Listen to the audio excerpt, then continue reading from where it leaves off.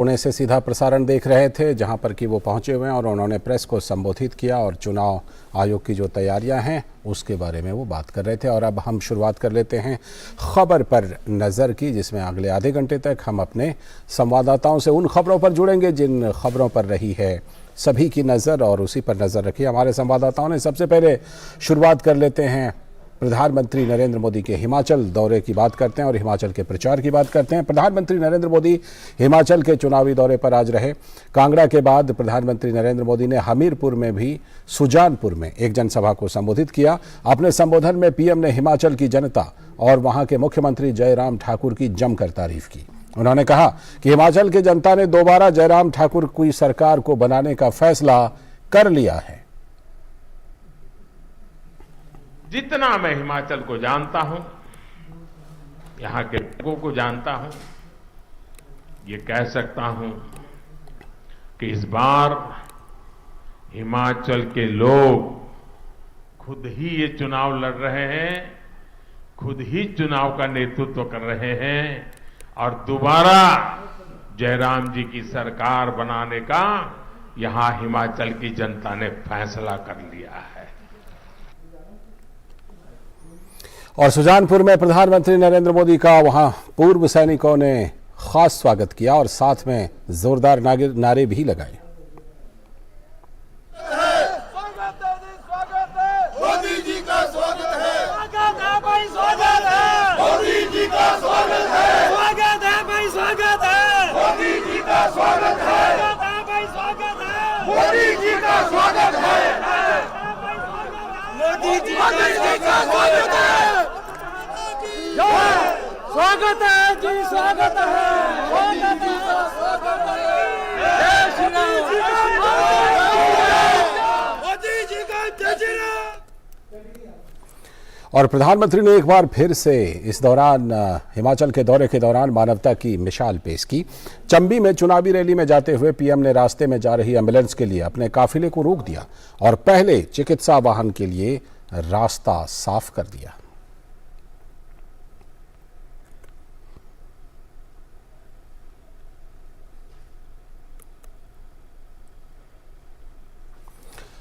तो प्रधानमंत्री आज हिमाचल में थे और इसके साथ ही और भी कई नेता, कांग्रेस के नए अध्यक्ष मल्लिकार्जुन खड़गे, प्रियंका गांधी और आम आदमी पार्टी की तरफ से भी नेता घर घर जाकर प्रचार कर रहे हैं। तो इस पर हमारे साथ जुड़ रहे हैं उर्मिलेश भट्ट, हमारे संवाददाता इस खबर पर और जानकारी देने के लिए जुड़ चुके हैं।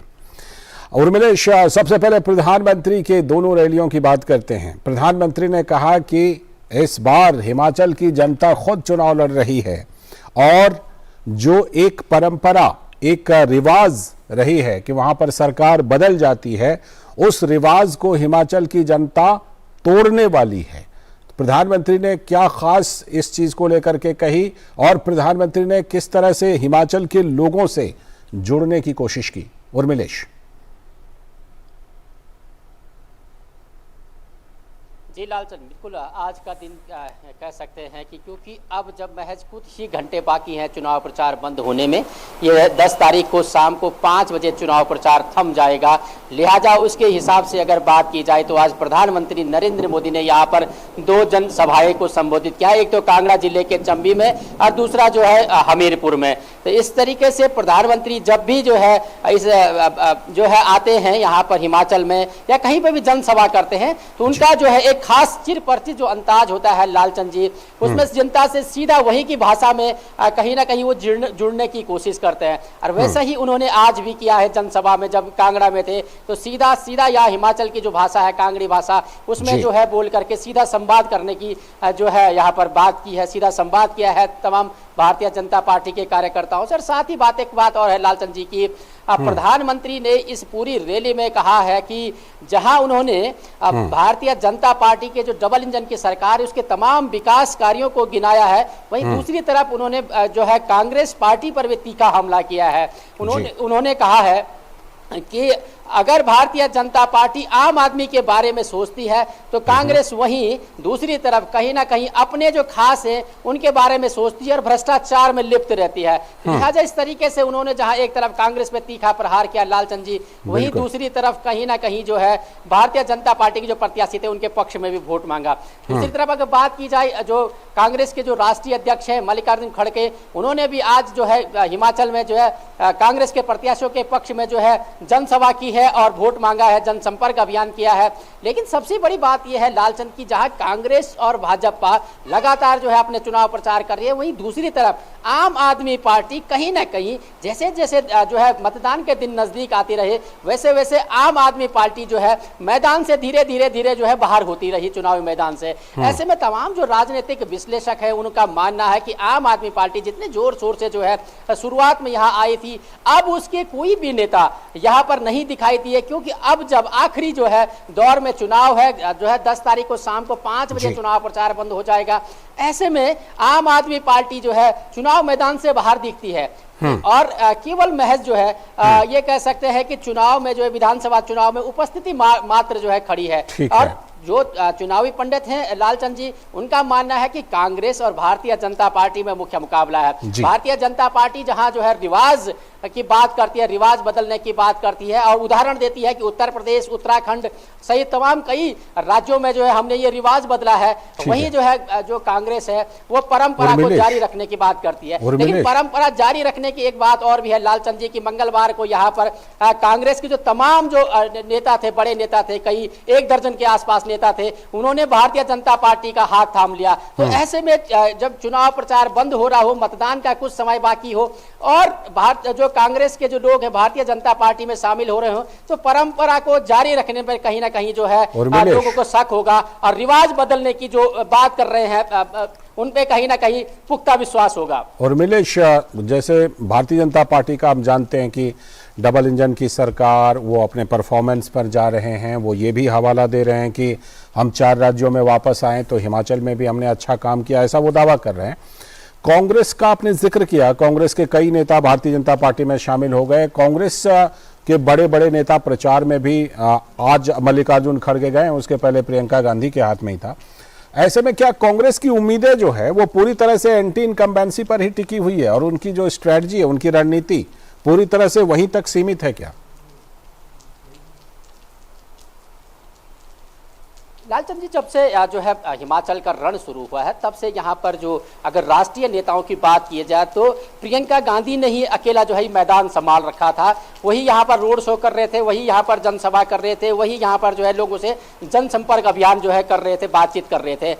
अब जो है आखिरी दौर में जो है कांग्रेस के जो नवनियुक्त अध्यक्ष है मल्लिकार्जुन खड़गे, वो यहाँ पहुंचे हैं हिमाचल चुनाव में। तो लिहाजा ये कह सकते हैं कहीं ना कहीं कि जहाँ भारतीय जनता पार्टी के कई कद्दावर नेता जो है इस चुनाव में उतरे हैं प्रचार करने के लिए, खुद जो है प्रधानमंत्री ने यहाँ पे 4 जनसभाएं की हैं, गृह मंत्री ने कई जनसभाएं रोड शो की है, उत्तर प्रदेश और उत्तराखंड के मुख्यमंत्रियों ने यहाँ पर जो है जनसभाएं रोड शो की है। उसके अलावा केंद्रीय मंत्रियों की एक लंबी फहरिस्त है लालचंद जी, जिन्होंने यहाँ पर रोड शो और जनसभाएं की है। और उसके अगर विपरीत देखा जाए तो कांग्रेस की तरफ से सिर्फ जो है कहीं ना कहीं प्रियंका गांधी ही अकेले दिखाई दी। जहां यह जरूर है कि सोमवार को भी और मंगलवार को भी भारतीय जनता पार्टी के जो नेता है उन्होंने जरूर सवाल उठाया है कांग्रेस को पर कि जो है कांग्रेस के राष्ट्रीय नेता राहुल गांधी हैं, वो जो है हिमाचल के रण छोड़कर यहाँ हिमाचल की जनता से क्यों विमुख हो गए हैं। तो इस तरीके से कहीं ना कहीं भारतीय जनता पार्टी जहां एक तरफ जो है मनोवैज्ञानिक तरीके से अपने प्रचार में बढ़त बना रही है, वहीं दूसरी तरफ से जो है वो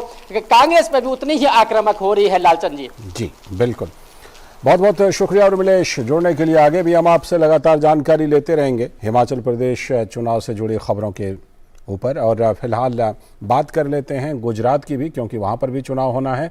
तो इसी के तहत गुजरात विधानसभा चुनाव के लिए पार्टी उम्मीदवारों के नाम तय करने के लिए दिल्ली में भाजपा के केंद्रीय कार्यालय में आज शाम केंद्रीय चुनाव समिति की बैठक हो रही है। इस बैठक में गुजरात विधानसभा चुनाव के लिए उम्मीदवारों के नाम तय किए जाने की संभावना है। गौरतलब है कि गुजरात में 2 चरण में मतदान होने वाले हैं और इससे पहले गुजरात में राज्य चुनाव समिति की 3 दिनों तक बैठक हुई थी भारतीय जनता पार्टी की, जिसमें सभी 182 विधानसभा सीटों पर नामों की चर्चा की गई थी।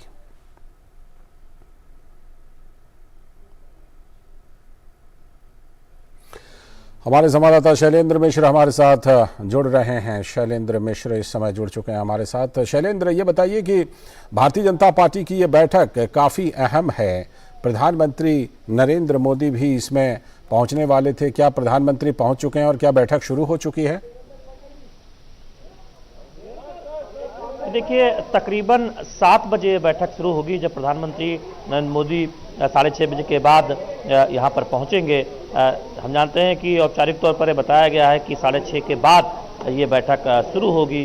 तो उस लिहाज से आप देख रहे हैं हमारे पीछे तस्वीरों में जो केंद्रीय चुनाव समिति के सदस्य हैं उनका आना जारी है। बीजेपी के राष्ट्रीय अध्यक्ष जेपी नड्डा, गृह मंत्री अमित शाह पहले ही आ चुके हैं। बीएस येदियुरप्पा जो केंद्रीय चुनाव समिति के सदस्य बनाए गए हैं, जब पुनर्गठन हुआ था पिछली बार, वो भी पहुंच चुके हैं। तो उस तरह से तमाम जो केंद्रीय चुनाव समिति के सदस्य हैं वो लगातार आ रहे हैं बीजेपी मुख्यालय, और तकरीबन 7 बजे ये बैठक शुरू होगी जब प्रधानमंत्री नरेंद्र मोदी यहां पर पहुंच जाएंगे बीजेपी के मुख्यालय में, केंद्रीय मुख्यालय में। तो निश्चित तौर पर हम जानते हैं कि गुजरात में जो कोर ग्रुप बीजेपी का जो गुजरात में बीजेपी जो ने फैसला किया था, वहां पर चर्चा हो चुकी है 182 सीटों पर, और वहां से नाम आ चुके हैं केंद्रीय चुनाव समिति को। और उसके बाद भी हमने देखा कि अनौपचारिक बातचीत गृह मंत्री अमित शाह और बीजेपी के राष्ट्रीय अध्यक्ष जेपी नड्डा के साथ हुई है। तो हम ये संभावना कर रहे हैं कि सभी की सभी सीटों पर कोशिश होगी कि ज़्यादा से ज़्यादा सीटों पर केंद्रीय चुनाव समिति की मुहर लगा ली जाए। चूंकि बड़े नेताओं का एक साथ बैठना एक तरह से, चूंकि चुनाव प्रचार हम जानते हैं कि कल अंतिम दिन है हिमाचल में, और उसके बाद चुनाव प्रचार जोर पकड़ेगा गुजरात में। तो निश्चित तौर पर आज पर सभी की निगाहें हैं, और जो हमें संकेत मिला है कि हो सकता है कि कल ही पहली सूची आए। आज पहली सूची देर रात तक आएगी, इसकी संभावना कम है, चूंकि उस सूची को बनाया जाएगा, ज्यादा नाम पहली सूची में आएंगे। तो ऐसे में देर रात तक जब बैठक ही चलेगी तो कहा जा रहा है कि कल पहली सूची आ सकती है गुजरात को लेकर बीजेपी के उम्मीदवारों की, और जल्द ही दूसरी सूची भी आएगी। शैलेंद्र, 2 चरणों में वहां पर मतदान है, जैसे 1 दिसंबर और 5 दिसंबर को। तो क्या भारतीय जनता पार्टी की कोशिश रहेगी कि 182 सीटों के लिए जो नाम का ऐलान करना है वो एक ही बैठक में तय कर लिए जाएं, या फिर इसके लिए 2 चरणों के लिए 2 बैठकें भी हो सकती हैं? देखिए, प्रयास पूरा यही है कि ज्यादा से ज्यादा नाम पर आज ही अंतिम मुहर लगा ली जाए, और अगर कुछ नाम बचते हैं और जरूरत पड़ी तो कल बैठक जारी रह सकती है। लेकिन कोशिश यही है कि एक ही बैठक में सारे नामों पर सहमति बना ली जाए और उसकी केंद्रीय चुनाव समिति उस पर मुहर लगा दे, क्योंकि बाद में कोई बैठक ना बुलानी पड़े। जहां तक किस तरह से कितने बार में नामों का ऐलान किया जाना है, तो 2 सूची जरूर उम्मीद की जा रही है कि पहली सूची आएगी, उसमें पहले चरण और दूसरे चरण के कई नाम होंगे, और दूसरी सूची में ये कोशिश होगी कि ज्यादातर नामों का ऐलान कर दिया जाएगा। क्योंकि 2 चरणों में चुनाव है, लेकिन दोनों चरणों के बीच ज्यादा अंतर नहीं है। आप देखें, सिर्फ 4 दिन का अंतर है पहले और दूसरे चरण के मतदान के दिन में। तो ऐसे में जो नामांकन की अंतिम तारीख है वो भी आप देखें, दूसरे चरण की नामांकन की जो अंतिम तारीख है वो भी आप देखें तो आज से 1 हफ्ते बाद ही है, यानी 7 दिन का ही मौका है। तो उस लिहाज से आप देखें कि बीजेपी ये चाहेगी कि अगले 48 घंटों में कम से कम ज्यादा से ज्यादा नामों का ऐलान कर दिया जाए, जिससे उम्मीदवारों को समय मिले और नामांकन कम से कम पहले चरण का अंतिम तारीख से पहले हो जाए। ये सुनिश्चित करना बीजेपी जरूर चाहेगी। तो निश्चित तौर पर हम मान रहे हैं कि कल पहली जो सूची आएगी उसमें ज्यादा नाम होंगे, यानी एक बड़ी सूची कल जारी होगी। ठीक है। एक बात और कि जैसे हमने देखा है कि टिकट देने के लिए पार्टी कुछ ना कुछ अंदर में अपना एक फॉर्मूला तैयार करती है कि किस फॉर्मूले के आधार पर टिकट दिया जाए। और ये साथ में यह भी बात कि हमने देखा है कि कई बार टिकट देने के लिए ये किया जाता है कि जो पहले के उम्मीदवार हैं, पहले के जो विधायक हैं, जो जीते हुए विधायक हैं, उनमें से कई निवर्तमान विधायकों के टिकट काट दिए जाते हैं एंटी इनकम्बेंसी को काउंटर करने के लिए। इस बारे में कोई जानकारी मिल पाई है शैलेंद्र? बिल्कुल संकेत है। बीजेपी ये मान के चल रही है कि गुजरात में कोई एंटी इनकम्बेंसी नहीं है, बल्कि केंद्र की जो योजनाएं हैं और जिस तरह से 27 सालों में गुजरात में बीजेपी की अगुवाई में जो काम हुए हैं, हम जानते हैं कि प्रधानमंत्री नरेंद्र मोदी गुजरात के मुख्यमंत्री रहे हैं, और ऐसे में तमाम वो परियोजनाएं जो साकार रूप ले चुकी हैं, जिन पर आगे बढ़ा गया है, वो उनकी कल्पना से एक तरह से माना जाता रहा है। तो निश्चित तौर पर बीजेपी को लगता है कि कि ये समय है कि नए नए लोगों को मौका दिया जाए। और जो उम्रदराज हम जानते हैं कि बीजेपी में एक फार्मूला है घोषित कि 75 पार के जो उम्मीदवार हैं उनको टिकट नहीं दिया जाता है। तो ऐसे हम देखेंगे कि बहुत सारे निवर्तमान विधायकों का टिकट काटा जाएगा, कई के चुनाव क्षेत्र भी बदले जा सकते हैं। लेकिन जो संकेत है वो इस बात को लेकर है कि नए चेहरों पर बहुत जोर है, युवा चेहरों पर जोर है, क्योंकि पार्टी को लगता है कि जिन युवा नेताओं ने संगठन में काम किया है, जिन्होंने जमीनी स्तर पर काम किया, उन्हें मौका मिलना चाहिए। और चूंकि गुजरात में संगठन चुनाव लड़ता है और प्रधानमंत्री नरेंद्र मोदी की लोकप्रियता और केंद्र और राज्य सरकार के काम को आगे रख के संगठन चुनाव लड़ता है, तो ऐसे में बीजेपी को लगता है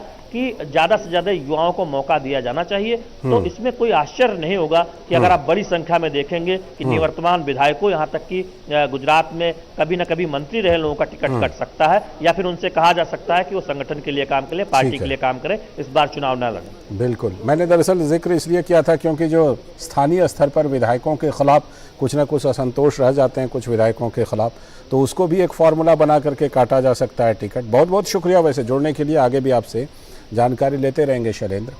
और अब एक और बड़ी खबर, और ये बड़ी खबर खेल के मैदान से, T20 विश्व कप की बात, क्योंकि पाकिस्तान की तरफ से बाबर आजम की कप्तानी में पाकिस्तान क्रिकेट टीम ने T20 वर्ल्ड कप के पहले सेमीफाइनल मैच में केन विलियमसन की अगुवाई वाली न्यूजीलैंड क्रिकेट टीम के साथ एडिलेड में मैच खेला और इस मैच में जीत दर्ज करते हुए पाकिस्तान की टीम ने फाइनल में जगह बना ली। और अब उसका सामना दूसरे सेमीफाइनल में, जहां पर भारत और इंग्लैंड की भिड़ंत होनी है, उसके विजेता टीम से फाइनल में पाकिस्तान का मुकाबला अब तय हो गया है। तो पाकिस्तान ने ये जीत दर्ज कर ली है। और अभिषेक महाजन एडिलेड से हमारे साथ जुड़ रहे हैं इस खबर पर और ज़्यादा जानकारी देने के लिए। जुड़ चुके हैं अभिषेक हमारे साथ। एडिलेड में काफ़ी दिनों से ऑस्ट्रेलिया में हैं और बड़ी पैनी नज़र रख रहे हैं इन सारे मैच पर। पहले तो इसी पर बात कर लेते हैं अभिषेक, पाकिस्तान की जीत के पीछे कौन सा फैक्टर रहा, साथ में ये भी जोड़ दीजिएगा कि न्यूजीलैंड की हार का फैक्टर क्या रहा।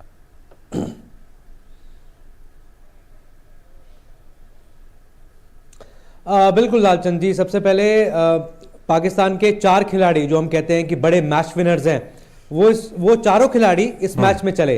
अब देखिए, कप्तान बाबर आजम, दूसरे मोहम्मद रिजवान जो विकेट कीपर बल्लेबाज हैं, तीसरे शाहीन शाह अफरीदी और चौथे शादाब खान। चारों ने बढ़िया प्रदर्शन किया। बाबर आजम है, अब देखिए कि पूरे टूर्नामेंट में अभी तक नहीं चले थे वो। 39 रन थे उनके सिर्फ 5 मैचों में। अब देखिए, अब सीधा आके उन्होंने 50 किया। अब मोहम्मद रिजवान देखिए, सब ये कह रहे थे कि मोहम्मद रिजवान वैसे तो T20 के नंबर 1 बैटर हैं, लेकिन वो नहीं चल पा रहे हैं। लेकिन उन्होंने आज देखा, हमने सब देखा कि वो 57 रन बनाए उन्होंने। शाहीन शाह अफरीदी भले ही अभी भी 100% फिट ना हो, लेकिन अब उनको मालूम हो गया है कि उनकी मजबूती क्या है, उनकी स्ट्रेंथ क्या है। तो भले ही वो 135-136 की स्पीड पर गेंदबाजी कर रहे हो, लेकिन उनको पता है कि राइट एरियाज में मैं बॉलिंग करूंगा तो मेरे को विकेट्स मिलेंगे।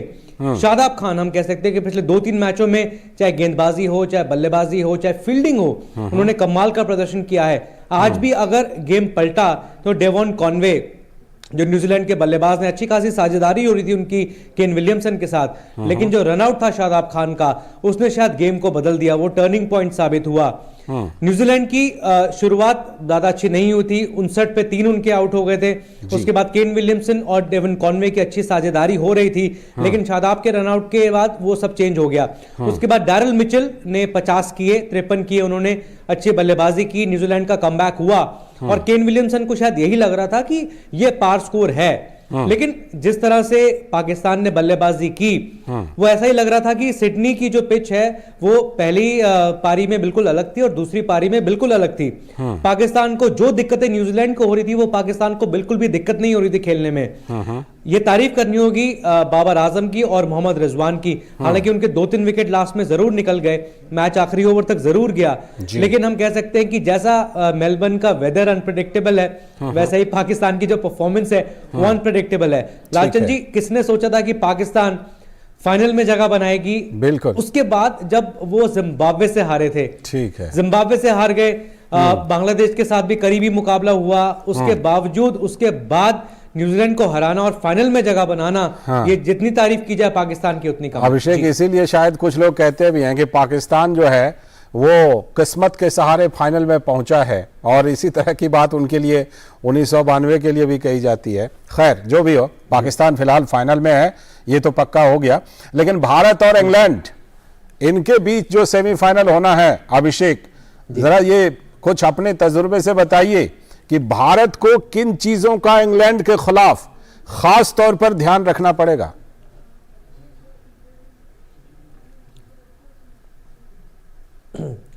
बिल्कुल लालचंद जी, बहुत अहम मुकाबला होने वाला है भारत और इंग्लैंड के बीच में। और प्लेइंग 11 की अगर हम बात करें तो ऐसे लगता है कि जो जिम्बाब्वे के खिलाफ जो प्लेइंग 11 हमारी थी वही शायद खेली जाएगी।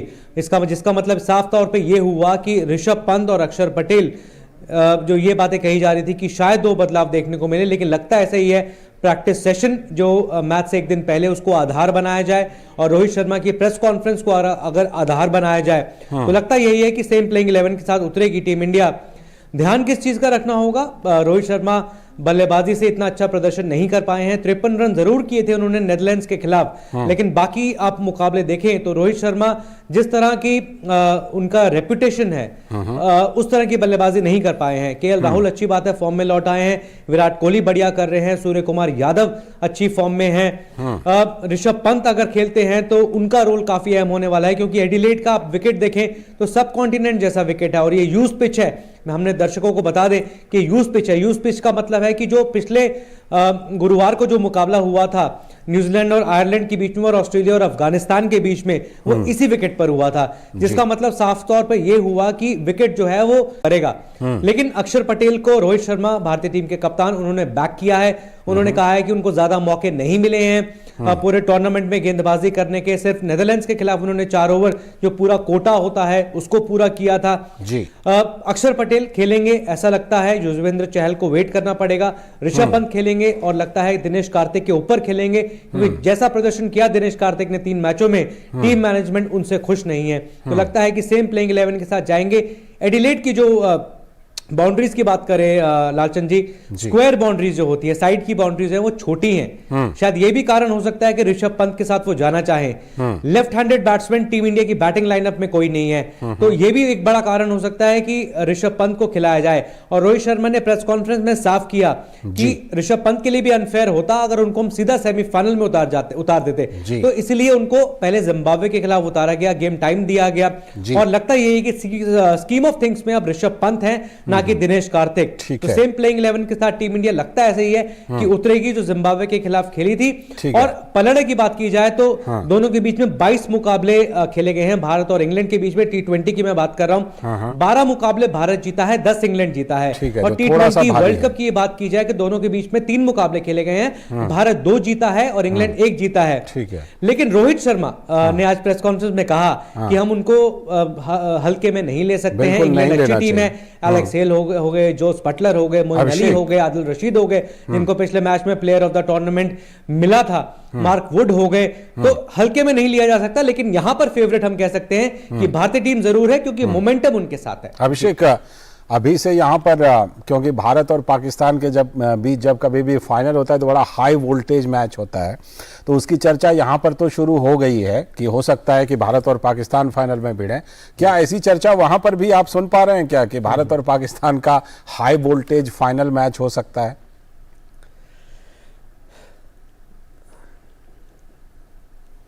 बिल्कुल लालचंद जी, ये शायद पूरी दुनिया में होगा, क्योंकि आप देखिए 90,000 91,000 लोग देखने आए थे भारत जिम्बाब्वे का मुकाबला। भारत पाकिस्तान का मुकाबला 92,000 लोग देखने आए थे। और मैं ये गारंटी के साथ कह सकता हूं कि मेलबर्न के अंदर जितनी सीटिंग कैपेसिटी है, अगर भारत पाकिस्तान का मुकाबला होता है तो बाहर भी उतने लोग वेट कर रहे होंगे। तो चाहे आईसीसी हो, चाहे बीसीसीआई हो, चाहे फैंडम हो, चाहे फैंस हो, जो मर्जी ले लीजिए आप, सभी ये चाहते हैं कि भारत पाकिस्तान का फाइनल मुकाबला हो। ये सभी के लिए फायदा है। फ्लाइट की टिकट्स मैं अभी कुछ देर पहले देख रहा था, $1,000 के ऊपर हो गई है। ट्रेन की टिकट सोल्ड आउट है, बस की टिकट मिल नहीं रही है। तो इससे आप अंदाजा लगा सकते हैं कि भारत पाकिस्तान के जो फाइनल के मुकाबले की जो टिकट है, फ्लाइट की टिकट, ट्रेन की टिकट, वो अभी बुक होना स्टार्ट हो गई है। सब ये चाहते हैं कि भारत पाकिस्तान का फाइनल मुकाबला हो। लेकिन रोहित शर्मा से यह सवाल पूछा गया, उन्होंने ये कहा कि हम 1 गेम एट अ टाइम लेना चाहते हैं। पहले इंग्लैंड, हमारे लिए बहुत बड़ा कह सकते हैं कि एक माइलस्टोन होगा, हम उसको हम पार करते हैं, बहुत बड़ा पत्थर है, उसको हटाना होगा। उसके बाद ही भारत पाकिस्तान मुकाबले के बारे में वो सोचेंगे। पाकिस्तान ने कंफर्म कर लिया है कि वो फाइनल में पहुंच गए हैं और इतनी अनप्रेडिक्टेबल टीम रही है लालचंद जी, किसने सोचा था कि वो सुपर 12 में भी जगह नहीं बना पा रहे हैं, वो फाइनल में पहुंच गए हैं। लेकिन भारत के लिए पहला टारगेट इंग्लैंड को हराना है, उसके बाद भारत पाकिस्तान के फाइनल के मुकाबले के बारे में रोहित शर्मा की टीम सोचेगी। ठीक है, बाकियों को टिकट मिले ना मिले, आप तो वहां पर हैं और आप जरूर इस मैच के गवाह बनेंगे और आपके जरिए हम भी मैच के बारे में जानेंगे और दर्शकों को बताएंगे। फिलहाल आपका बहुत बहुत शुक्रिया अभिषेक एडलेट से जुड़ने के लिए। तो हमारे संवाददाता अभिषेक महाजन हमसे जुड़ रहे थे और उन्होंने वहां पर जो मैच की ताज़ा जानकारी है वो हमें दी। और इसी के साथ आज के खबर पर नजर में इतना ही। पूरी टीम को दीजिए अनुमति, लेकिन डीडी न्यूज़ पर खबरों और कार्यक्रमों का सिलसिला लगातार जारी है। नमस्कार।